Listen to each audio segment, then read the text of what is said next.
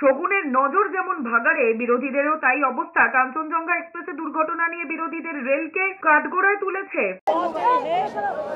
कि हमने जब रेल मिनिस्टर थे तब मैंने 2-3 इंसिडेंट देखा, तो मैंने खुद जाके मुंबई में कोंकण रेलवे के पास जाके हम एंटी पॉल्यूशन डिवाइस उसको तैयार किया, उसको चालू किया।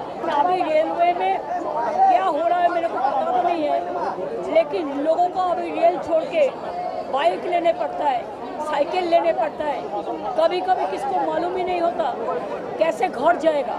তারই পাল্টা জবাব দিয়েছেন সুকান্ত মজুমদার। তার কথায় এমন ভয়ানক পরিস্থিতির সময় মানুষের পাশে না দাঁড়িয়ে বিরোধীরা রাজনীতি খুঁজছে। সন্ধ্যের পর ফাঁসি দেওয়ায় দুর্ঘটনাস্থলে গিয়েছিলেন বালুরঘাটের সদ্য নির্বাচিত সাংসদ সুকান্ত মজুমদারও।